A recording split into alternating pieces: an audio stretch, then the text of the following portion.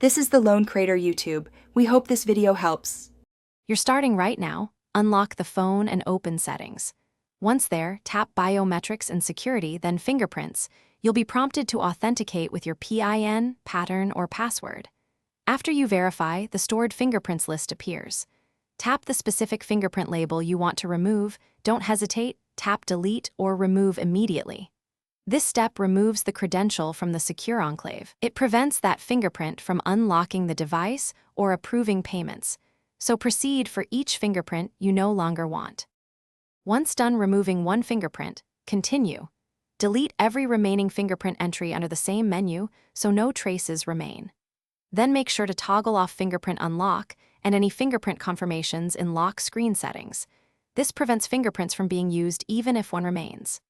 Next, open Samsung Pass and Samsung Pay and remove any biometric authentication there as well, because those apps can store biometric links separately. Doing these steps clears all linked uses across system and apps. To finish, reboot the device so the secure module syncs the changes. This finalizes deletion of fingerprint entries. Make sure to check Settings Lock Screen Secure Lock Settings for any remaining biometric toggles and clear credentials or trusted credentials if the system still prompts for fingerprint data. If a fingerprint still appears or the sensor misbehaves, back up your data and use Factory Reset as a last resort.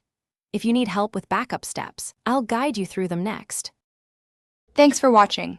Consider subscribing if we helped you.